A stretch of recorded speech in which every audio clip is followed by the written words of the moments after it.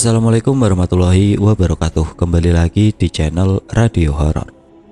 Untuk kisah kali ini masih dari kelanjutan kisah yang sebelumnya, sebuah kisah yang ditulis oleh Restu Wiraatmaja, sebuah kisah yang berjudul Catatan Pesugihan. Sebelum kita masuk ke ceritanya, tekan dulu tombol like video ini dan jangan lupa tekan juga tombol subscribe channel ini dan nyalakan juga lonceng notifikasinya agar tidak ketinggalan cerita baru dari channel ini. Dan bagi teman-teman yang ingin membaca langsung ceritanya, nanti silakan saja kunjungi linknya yang nanti akan saya sertakan di kolom deskripsi. Dan jangan lupa di follow juga akun penulis. Dan seperti apa untuk kelanjutan kisah ini? Langsung saja kita simak berikut ini.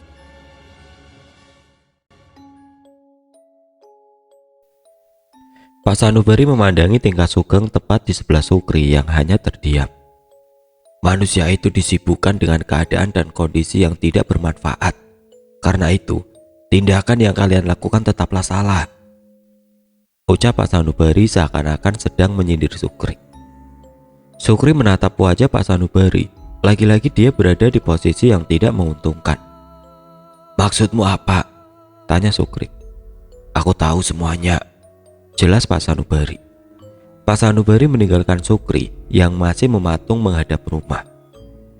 Akhirnya keranda di mana jasad Ibu Sumira diletakkan pun mulai dibawa oleh para warga menuju pemakaman.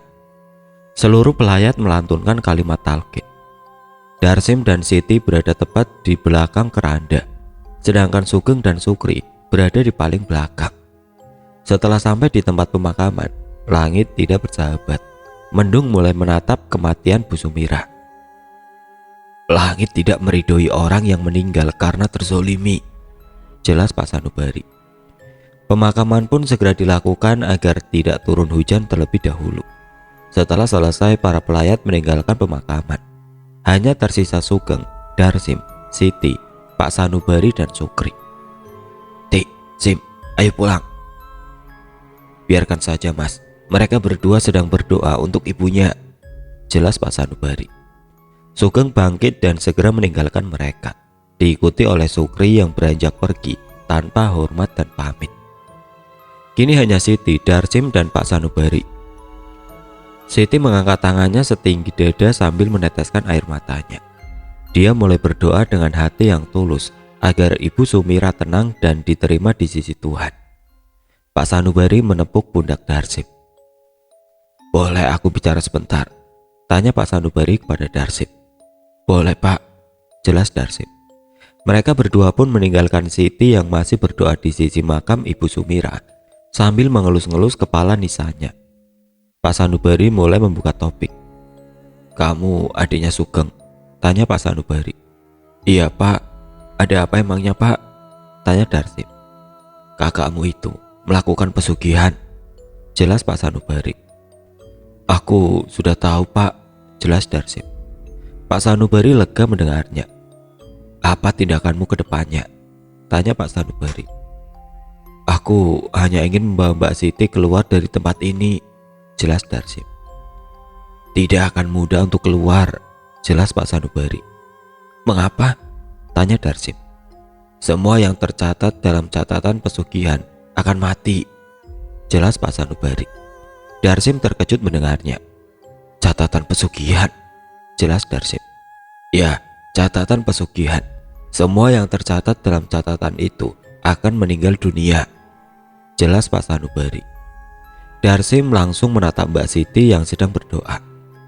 Berarti, tanya Darsim. Kemungkinan kalian juga.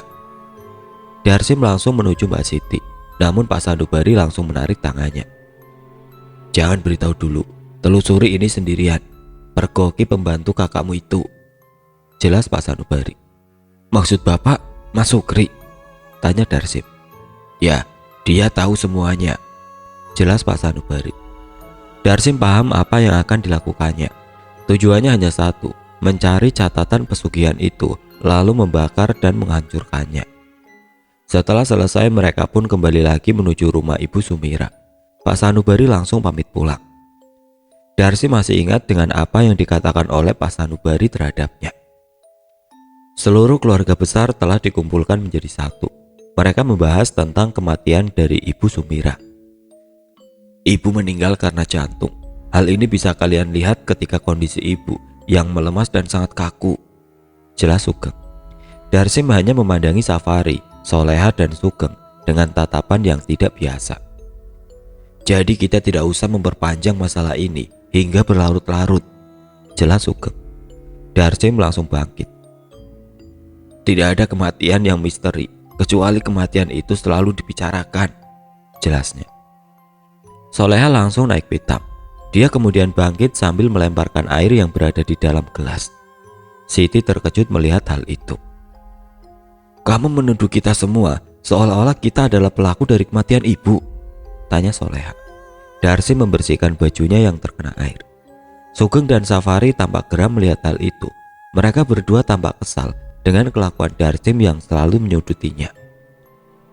Kebenaran tidak akan pernah terungkap selama ujung tombak yang tajam masih tertancap pada lumpur yang kotor, jelas Darsim. Menimpali perkataan Darsim, Sugeng hanya bisa terdiam. Jadi kamu mau apa? Tanya Sugeng. Darsim mendekati Siti. Aku ingin tinggal lebih lama lagi di sini, jelas Darsim. Tujuan Darsim mengalah untuk membuka kedok mengenai buku catatan pesugihan milik Sugeng. Dia sengaja melakukan banyak hal dengan mencari-cari alasan agar Sugeng dan yang lainnya setuju akan keputusan Darsim tersebut. Akhirnya Darsim pun disetujui untuk tinggal lebih lama di tempat Sugeng dengan catatan tidak melanggar aturan serta pantangan dari Sugeng sendiri. Selama berhari-hari acara tahlilan Ibu Sumira, Darsim lebih banyak dan sibuk untuk tinggal di rumah Sugeng. Dia selalu mencari cara agar bisa menjebak Sukri dan mengatakan yang sebenarnya tentang buku catatan pesugihan tersebut. Tepatnya di hari ke-7 ketika Sugeng, Siti, Soleha dan Safari sibuk untuk tahlilan hari ke-7. Berbeda dengan Darsim, dia tahu bahwa hari ke-7 juga akan ada tumbal lainnya yang berjatuhan. Hal ini bisa diketahui jika Sukri sudah mulai datang dan membersihkan ruangan khusus yang berada di lantai 2. Alih-alih Darsim memanggil Sukri untuk menuju kamarnya, namun itu adalah sebagian dari rencana Darsim untuk mengancam Sukri yang telah lalai. Sukri terkejut ketika pintu kamar Darsim dikunci. Darsim juga menodongkan pisaunya kepada Sukri. Mas, sekarang kamu jujur, di mana buku itu? Teriak Darsim. Sukri tidak menjawab, dia malah mundur ke belakang ke arah pintu. Tajamnya pisau, lebih tajam hati yang tidak jujur, lebih menyakitkan, jelas Darsim. Sukri yang kewalahan sekaligus ketakutan pun akhirnya membuka kartu. Bukunya bukan padaku, tapi hari ini ada tumbal yang akan jatuh, jelas Sukri. Siapa? Tanya Darsim. Mbok Imas. Darsim langsung bergerak, namun Sukri seakan-akan menghalangi langkah Darsim. Tidak ada yang bisa diselamatkan dari apa yang telah dicatat dalam buku itu, ucap Sukri. Darsim berteriak kencang. Dia menangis sejadi-jadinya karena gagal menyelamatkan orang lain lagi. Darsim pun meminta kepada Sukri untuk menunjukkan rumah Mbok Imas, namun Sukri tidak memberitahunya. Sukri menilai bahwa jika Darsim lebih jauh masuk ke dalam masalah ini, bisa jadi Darsim juga akan dicatat namanya oleh Sugeng. Sim, sudah, ini namanya hidup, jelas Sukri. Hidup? Kamu gila mas, banyak orang pada meninggal, kamu tidak sedih? Tanya Darsim. Sukri tidak bisa berkata apa-apa kepada Darsim. Dia hanya bisa menahan segala rasa keluh kesahnya dalam hati. Keluarga aku juga menjadi korban pertama dari pesugihan ini. Apa artinya hidup jika orang yang kita cintai telah meninggal? Tanya Sukri. Darsim terkejut mendengar penuturan dari Sukri tentang korban pesugihan yang dilakukan oleh Sugeng. Buku itu tidak bisa dibawa oleh siapapun kecuali kepada orang yang telah dicatat namanya, ucap Sukri. Maksudmu, jika namanya sudah dicatat, dia akan tahu di mana letak buku itu. Benar kan? Tanya Darsim. Iya mas, kau tahu mengapa Mbok Imas mengetahui hal tersebut? Tanya Sukri. Karena dia adalah tumbal selanjutnya, tambah Sukri. Di bagian ini akan ada alur maju. Awal mula korban banyak yang berjatuhan. Teror semakin banyak, bahkan ketika masing-masing dari mereka memiliki anak dan keturunan. Batang 2002, pertengahan bulan, rumah Sugeng. Aku tidak bisa membantu apapun untukmu saat ini. Pesanku satu, kalian semua jangan terlibat jauh akan pesugihan ini. Semua yang terlibat akan mati dengan seketika, ucap Sukri. Tak ada waktu lagi untuk mengempaskan semua rencana Sugeng yang telah matang-matang direncanakan dengan baik. Sukri sendiri sampai kewalahan demi menyelamatkan satu orang, pikir Darsim. Setidaknya dia bisa menyadarkan Safari dan juga Soleha walau sudah terlibat. Aku tidak akan terlibat, namun aku akan menyelamatkan saudara-saudaraku yang lain, jelas Darsim. Sukri menepuk pundak Darsim. Jika kau ingin menyelamatkannya, usahakan nyawamu sendiri yang selamat. Hidup tidak semudah itu, jelas Sukri. Darsim membukakan pintu untuk Sukri. Jangan samakan hidupku dengan hidupmu, Mas. Keluargamu sudah tidak ada dan keluargaku masih tersisa. Jika memang tidak ingin membantu, berhentilah untuk mengganggu, jelas Darsim. Sukri tidak bisa menggubris perkataan Darsim. Keduanya memiliki misi yang sama di waktu yang berbeda. Sukri gagal menyelamatkan keluarganya, sedangkan Darsim berusaha menyelamatkan keluarganya. Semua yang tercatat dalam catatan pesugihan akan mati sebagaimana terbunuhnya orang-orang yang sudah tercatat. Rumah almarhum Ibu Sumirah. Selesai tahlilan, para keluarga berkumpul. Darsim kemana, Mbak? Tanya Safari. Dia kurang enak badan. Mungkin Darsim banyak memikirkan pekerjaan yang ditinggalkannya, jelas Siti. Sugeng mengambilkan air untuk Siti. Bagaimana? Kapan kalian pulang? Pertanyaan Sugeng itu seolah-olah membuat Siti terusir. Padahal Siti masih penasaran akan kematian dari Ibu Sumirah yang sebenarnya. Mas, apa ibu sudah tenang? Tanya Siti. Dia sudah tenang, Ti. Jangan dipikirkan lagi, tidak baik, senyum Sugeng. Ti, hari sudah malam. Kamu ingin beristirahat di mana? Tanya Soleha. Mungkin di sini saja, Mbak, jelas Siti. Ya sudah, kamu tidur di kamar ibu ya. Kami bisa tidur agak maleman karena sembari menjaga rumah, ucap Soleha. Siti mengangguk pelan. Sudah, nggak usah dipikirkan. Nggak baik memikirkan hal yang sudah tidak ada, jelas Sugeng sambil merangkul Siti.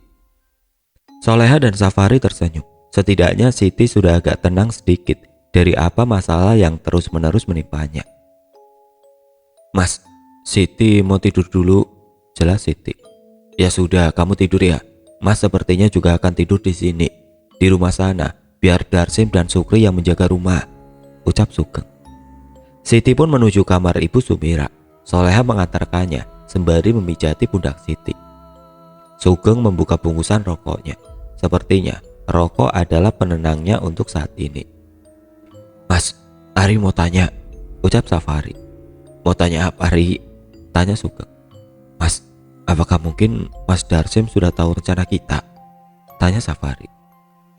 Itu hal yang wajar. Pesugihan itu tidak akan pernah bisa tidak tercium oleh keluarga sendiri. Prioritas kita adalah keluarga kita. Jika tidak, maka akan lebih rumit lagi masalahnya, jelas Sugeng. Terus bagaimana dengan langkah Mas selanjutnya? Tanya Safari. Nama Mbok Imas sudah aku catat di dalam buku itu. Tinggal hari ini kita lakukan ritual sambil menunggu Sukri melaksanakannya di rumahku. Kita juga lakukan di rumah ini, jelas Sugeng. Bagaimana kalau Mbak Siti tahu, Mas? Tanya Safari. Aku telah memasukkan obat tidur di dalam minumannya. Efeknya akan lama hingga esok hari. Kemudian mengenai Darsim, aku telah menyuruhnya untuk mengunci kamar Darsim di malam hari, jelas Sugeng. Safari tersenyum mendengarnya. Langkah Sugeng memang terencana dengan baik. Hari ketujuh kematian Bu Sumirah, rumah Sugeng. Sukri tidak tahu apa yang dipikirkan Darsim saat ini. Sepertinya memang dia harus cepat-cepat melaksanakan pekerjaannya sebelum Sugeng melakukan ritual untuk melakukan penyerahan tumbal. Sukri mengikuti langkah Darsim yang telah keluar kamar terlebih dahulu. Diam-diam Sukri memperhatikan apa yang dilakukan Darsim. Darsim sedang terduduk di sebuah kursi sambil menyeruput teh. Sukri pun mendekati Darsim dan mencoba untuk membujuk Darsim agar masuk ke dalam kamar. Mas, ucap Sukri. Darsim menatap wajah Sukri. Jika tidak keberatan, Mas bisa masuk ke dalam kamar sekarang, tanya Sukri. Ada apa memangnya? Tanya Darsim. Ini perintah Mas Sugeng, jelas Sukri. Darsim bangkit dari tempat duduknya. Dia mencoba untuk menuruti apa yang dikatakan oleh Sukri. Aku tahu apa perintah itu, ucap Darsim. Maksudnya Mas? Tanya Sukri. Sekarang adalah malam penyerahan tumbal kan? Kau ingin agar aku tidak terlibat dalam pesugihan ini? Ucap Darsim. Sukri terdiam. Tidak ada lagi jalan untuk berbohong kepada Darsim. Semua sudah terbongkar. Benar Mas, ini malam penyerahan tumbal. Saya minta Mas untuk masuk ke dalam, jelas Sukri. Kau mau mengunciku dari luar? Tanya Darsim. Iya Mas, itu perintah Mas Sugeng, jelas Sukri. Darsim mendekati Sukri. Berikan kuncinya, jelas Darsim. Untuk apa Mas? Tanya Sukri. Biar aku yang mengunci diri dari dalam. Jadi saya mohon, turuti perintah saya demi kebaikan bersama, jelas Darsim. Sukri menolak. Tidak bisa Mas, semua sudah sesuai perintah. Saya taat perintah, ucap Sukri. Bagaimana jika aku beritahu ini kepada warga sekitar bahwa malam ini akan ada penyerahan tumbal selanjutnya? Tanya Darsim. Jangan Mas, teriak Sukri. Kenapa kamu marah? Tanya Darsim. Kita semua akan dipukuli warga. Kita akan dihabisi warga, bahkan dibunuh, jelas Sukri. Semua ada bayarannya. Mematuhi perjanjian setan sama saja menjatuhkan diri di dalam neraka. Apa kamu tahu kenapa kamu ketakutan? Tanya Darsim. Sukri belum bisa menjawab pertanyaan rumit yang dilemparkan Darsim kepadanya. Karena aku adalah budaknya Mas Sugeng, tanya Sukri. Bukan Mas, jelas Darsim. Lalu, tanya Sukri. Karena kamu sedang merasakan neraka kehidupan. Ragamu menolak, tapi hatimu tidak. Darsim langsung merokok kantong baju Sukri. Dia mengambil kunci kamar dari Sukri. Laksanakan tugasmu, beritahu bila sudah selesai, jelas Darsim. Apa ini tujuanmu untuk merebut catatan pesugihan dariku? Tanya Sukri. Darsim terkejut ketika Sukri mengatakan itu. Pak Sanubari benar, buku catatan itu sebenarnya ada di ruangan khusus. Sedangkan catatan yang ada di Sugeng merupakan sebuah potongan dari catatan itu. Dia ingin tahu siapa nama-nama dari tumbal berikutnya. Untuk apa aku mengambilnya? Tanya Darsim. Setiap nama yang sudah tercatat tidak akan pernah terhapus. Itu akan terhapus jika si pembuat perjanjian menghapusnya sendiri dengan kesepakatan. Semua sudah tertulis hingga 12 tahun ke depan, jelas Sukri. 12 tahun ke depan? Tanya Darsim. Kenapa kamu kaget Sim? Kamu baru tahu permainan catatan pesugihan yang sebenarnya. Semua tidak akan sirna dengan mudah. Aku telah menceburkan diri di dalam neraka ini dan sekaligus sebagai budak tulis dari catatan pesugihan yang dilakukan oleh Sugeng. Senyum Sukri. Jadi, tanya Darsim. Pesugihan itu akan selalu ada dan tetap berjalan sampai Sugeng meninggal, teriak Sukri sambil tertawa kesetanan. Darsim langsung mengancam Sukri. Beritahu aku daftar nama catatan itu. Aku ingin memastikannya, ancam Darsim. Sukri tertawa kegirangan. Pria berumur 50 tahunan itu seperti merasa tidak berdosa dengan jabatannya hari ini sebagai juru tulis catatan pesugihan. Seluruh keluarga Ibu Sumira akan mati. Semua pekerja akan mati. Semua yang terlibat akan mati. Semuanya akan mati, teriak Sukri. Darsim mencoba untuk tenang agar tidak tersulur amarah oleh sebab perkataan busuk Sukri padanya. Dia pun langsung menuju kamar dan memberikan kunci itu kembali kepada Sukri. Cepat, kunci aku di kamar. Lakukan ritualnya lalu buka kembali. Aku dan Mbak Siti tidak sabar ingin pergi. Sukri hanya bengong mendapati perkataan Darsim itu. Darsim melangkah ke kamar. Dia tidak peduli dengan apa yang dikatakan oleh Sukri terhadapnya. Kenapa berhenti berjuang? Kau takut namamu akan tercatat di buku catatan pesugihan? Tanya Sukri. Darsim memandang wajah Sukri dengan pandangan yang tidak biasa. Di antara aku dan dirimu Mas, siapakah yang akan mati duluan? Kau tahu, kau hidup sebatang kara dan sudah tua. Ikatan batin keluarga, tidak akan terpisahkan oleh cecunguk kotor sepertimu, jelas Darsim. Darsim kembali berjalan menuju kamar. Sukri mengikutinya dari belakang. Sukri kemudian mengunci pintu kamar Darsim dari luar. Ingat Sim, pesugihan ini tidak akan pernah berhenti sebelum orang yang melakukan kontrak pesugihan itu sendiri mati ataupun terbunuh, jelas Sukri. Darsim menatap kasur yang empuk dengan tenang. Dia mencoba untuk tidak meladeni apa yang dikatakan oleh Sukri kepadanya. Sukri kembali menjalankan tugasnya. Dia kemudian menuju ke ruangan khusus untuk melakukan ritual pesugihan. Dimulailah ritual pesugihan itu. Sukri mencatat nama orang yang akan dijadikan tumbal berikutnya. Mbok Imas, Batang, pertengahan bulan 2002. Meninggal karena terpeleset dari kamar mandi rumah. Setelah mencatat, Sukri tertawa kegirangan. Dia merasa layak untuk menjadi Tuhan. Keesokan harinya warga geger akan kematian Mbok Imas yang disebut-sebut memiliki hubungan khusus terhadap Ibu Sumira. Mbok Imas meninggal karena terpeleset di kamar mandi. Memang wajar karena usianya yang sudah lanjut. Mungkin tubuhnya tidak merespon lagi, jelas warga. Pada saat itu keluarga Sugeng sedang berkumpul. Darsim dan Sukri datang juga untuk membahas mengenai warisan yang dimiliki oleh Ibu Sumira. Rumah ini jatuh pada Siti. Itu wasiat yang ibu buat. Apa kalian setuju? Tanya Sugeng kepada yang lainnya. Semua anggota keluarga setuju. Namun Siti segera angkat bicara. Untuk sementara aku menginginkan rumah ini dihuni oleh Mbak Soleha dan juga Safari. Aku dan Darsim harus pulang dulu ke Pekalongan. Mungkin beberapa tahun lagi aku akan kembali ke sini, jelas Siti. Semua terdiam. Tepat dengan pembahasan mereka mengenai warisan, mereka mendengarkan suara lantunan talqin beserta keramaian orang yang mengantarkan jenazah. Siapa itu Mas? Tanya Siti. Mbok Imas, dia meninggal pagi tadi. Siti terkejut bukan kepala. Dia langsung menatap wajah seluruh anggota keluarganya. Kenapa kalian berekspresi datar? Tanya Siti. Semua sudah jelas, tidak ada yang diragukan lagi bahwa kematian Mbok Imas karena tulah yang dibuatnya, jelas Sugeng. Berbeda dengan Darsim, dia malah beranjak bangkit dan meninggalkan yang lain. Mau kemana Sim? Tanya Sugeng. Seorang muslim yang baik, dia akan menghormati orang yang baru saja meninggal, bukan malah membahas warisan, jelas Darsim. Darsim pergi untuk mengikuti iring-iringan orang meninggal. Dia hendak menenangkan diri atas apa yang kakaknya lakukan kepada orang-orang yang tidak bersalah. Keluarga Mbok Imas masih belum terima akan kematian Mbok Imas sendiri. Tampaknya ada hal ganjil yang belum diketahuinya. Ibu itu tidak memiliki musuh. Kok bisa meninggal seperti ini? Apa salah ibu? Tanya anaknya. Darsim merasakan perasaan yang terpendam dari setiap orang yang ditemuinya. Jiwa kemanusiaan Darsim tidak bisa disamakan oleh yang lainnya.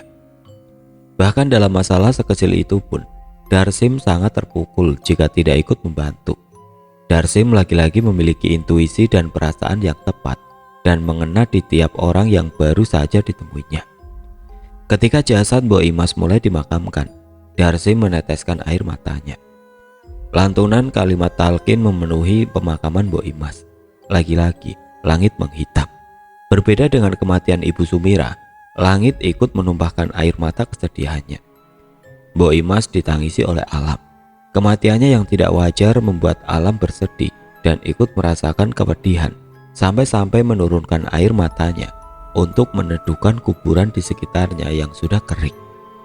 Akhirnya Darsim pun kembali ke rumah Ibu Sumira dengan tubuh yang basah kuyup. Awalnya dia sangat menyukai kesuksesan kakaknya yang begitu pesat. Namun setelah diketahui kakaknya melakukan pesugihan, Darsim berhenti memuji-muji kakaknya, yaitu Sugeng. Rumah Ibu Sumira. Sugeng dan Sukri ternyata sedang terduduk di depan ruangan. Siti, Soleha dan Safari pergi ke kamarnya masing-masing untuk istirahat. Darsim tahu rencana kita Mas, jelas Sukri. Apa saja yang dia tahu? Tanya Sugeng. Buku catatan pesugihan. Dia mengetahui semua tentang buku itu, jawab Sukri. Sugeng heran, dari mana dia mengetahui hal itu semuanya. Apa ada orang lain yang memberitahu tentang buku itu? Tanya Sugeng. Sukri terdiam beberapa saat. Mas, Apa Mas punya dendam terhadap para pekerja? Atau ada salah satu pekerja Mas yang mengetahui ini? Tanya Sukri. Tidak mungkin. Jika memang ada, pasti dia sudah kucatat namanya, jelas Sugeng. Lalu apakah ada pelanggan yang mengetahui tentang keberadaan pesugihan ini? Tanya Sukri. Pelanggan? Maksudnya orang yang selalu membeli bahan makanan kepadaku? Tanya Sugeng. Biasanya orang yang mengetahui itu adalah orang yang pernah atau hampir menjadi korban dari pesugihan, jelas Sukri. Sugeng mengingat-ingat akan nama-nama korbannya. Apa aku pernah membunuh pelangganku dulu ya? Darsim dengan tiba-tiba memasuki rumah. Hal ini membuat Sugeng dan Sukri terkejut. Jangan-jangan Darsim mendengarkan pembahasannya. Sip, habis dari mana? Tanya Sugeng dengan gagap. Habis menghadiri pemakaman Mbok Imas. Kasihan dia sudah tua, meninggalkan anak-anak. Tapi tetap saja ada orang gila yang mau membunuhnya dengan kejam.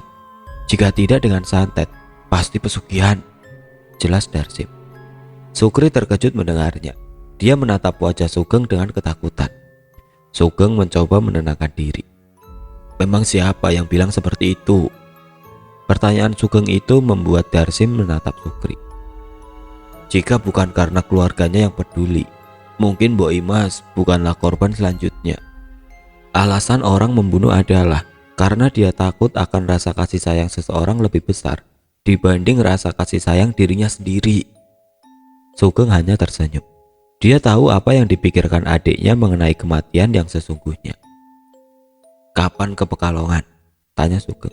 Hari ini, jelas Darsim. Kamu tahu, kematian itu tidak memandang bulu, tanya Sugeng. Darsim terdiam. Untuk apa kakaknya menanyakan hal itu? Kematian itu adalah hal yang paling dibenci manusia, namun tidak bisa dihindarinya. Ada kematian yang diinginkan dan juga kematian karena keinginan, jelas Sugeng sambil tersenyum. Darsim tidak ingin berdebat berlebihan. Itu akan menambah cerita buruknya di hadapan Sugeng. Siapkan semuanya. Aku akan mengantarmu dan Siti untuk ke Pekalongan, jelas Sugeng. Akhirnya Darsim pun langsung menuju ke arah kamar Siti dan membangunkan kakaknya untuk kembali lagi.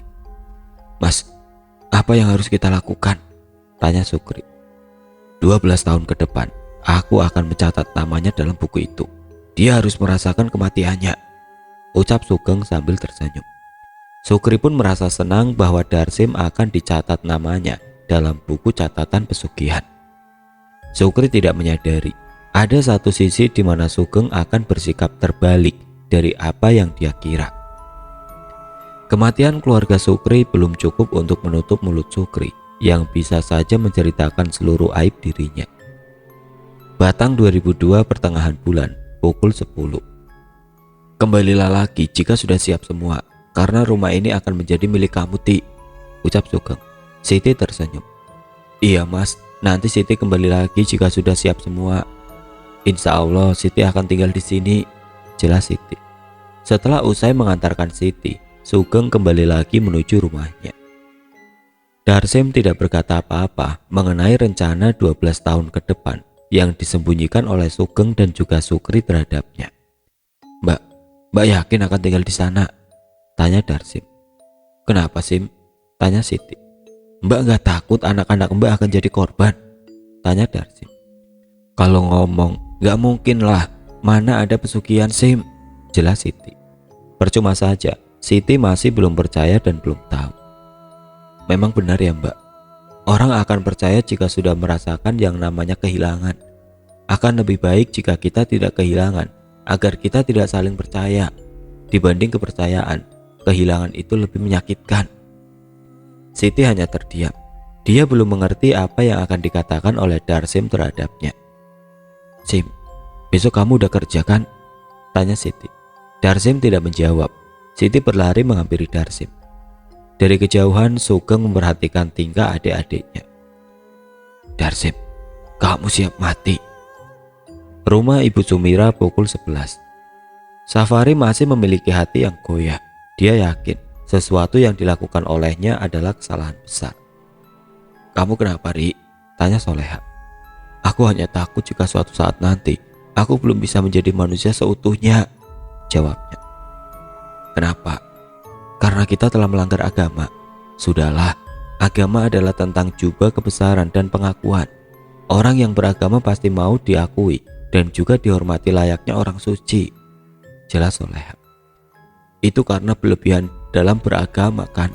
Agama tidak salah, Mbak. Tidak lama kemudian Sugeng mendatangi mereka yang sedang mengobrol. Mas, sudah anterin Siti sama Darsim? Tanya Safari. Sudah, malam ini kita lakukan tumbal selanjutnya, jelas Sugeng. Tapi Mas, baru saja kita lakukan ritual. Memang siapa yang akan Mas tumbalkan? Sukri. Safari dan Soleha terkejut. Mereka berdua mundur ke belakang. Kenapa kalian ketakutan? Tanya Sugeng sambil tersenyum. Kenapa harus Sukri? Tanya Safari. Dia bisa saja tidak patuh. Aku minta Soleha yang memegang buku itu nanti, jelas Sugeng. Soleha tidak mengerti apa yang dipikirkan oleh kakaknya. Mas, apa ada yang salah dari Sukri? Tanya Soleha dengan wajah ketakutan. Orang terdekat memang harus ditumbalkan. Pesugihan memang sesulit ini kan? Senyum Sugeng. Safari dan Soleha mengeluarkan banyak keringat dingin. Jika Sukri saja ditumbalkan, bagaimana dengan mereka berdua? Malam ini kita lakukan ritual, jelas Sugeng. Batang 2002 pukul 19. Sugeng menyerahkan urusan ritual di rumah dilakukan oleh Soleha, sedangkan Sugeng dia lakukan di rumah. Tepat setelah Sukri beberes rumah Sugeng, Sugeng dengan tiba-tiba mendatangi rumah. Mas, kok cepet banget datangnya? Tanya Sukri. Sugeng tidak datang sendirian. Dia telah datang bersama dengan Safari dan juga Soleha. Apa-apaan ini Mas? Tanya Sukri. Oh ya, rumah ini mau kita gunakan, jadi kamu telah saya bebas tugaskan, senyum Sugeng. Seriusan Mas? Tanya Sukri. Iya. Oh ya, ini gaji kamu. Sukri tidak percaya ketika dia diberi koper besar berisi banyak uang berjumlah ratusan juta rupiah. Banyak sekali Mas. Iki serius untuk aku sendiri Mas? Tanya Sukri. Ya, sekarang kamu boleh pulang, jelas Sugeng. Sukri pun mengucapkan rasa syukur dan senangnya kepada Sugeng, Safari dan Soleha. Matur suwun Mas, terima kasih banyak. Aku ingin pulang, ingin makan enak dan menikah lagi, ucap Sukri. Nikmati hidupmu sebelum kematian menjemputmu, jelas Sugeng. Sukri pun mengangguk paham. Dia pun pamit untuk pulang dan tidak menyadari bahwa itu semua hanyalah akal-akalan dari Sugeng saja. Ri, ambil bukunya, ucap Sugeng. Iya Mas. Safari pun mengambil buku catatan pesugihan dan menyerahkannya kepada Sugeng. Sugeng mulai menulis nama seseorang yang akan dijadikan tumbal selanjutnya. Sukri, Batang 2002, meninggal karena terlindas truk pengangkut pasir di jalan raya. Brak! Tiba-tiba terdengar suara benturan keras. Teriakan dan tangisan memenuhi lokasi kejadian. Betapa tidak, orang-orang di sekitarnya mengenali wajah jasad yang baru saja terlindas truk pengangkut pasir itu walau samar-samar. Sukri mati! Teriak warga.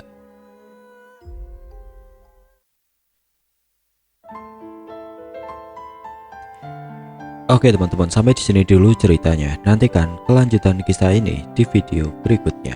Agar tidak ketinggalan, klik tombol subscribe channel ini dan nyalakan lonceng notifikasinya. Wassalamualaikum warahmatullahi wabarakatuh.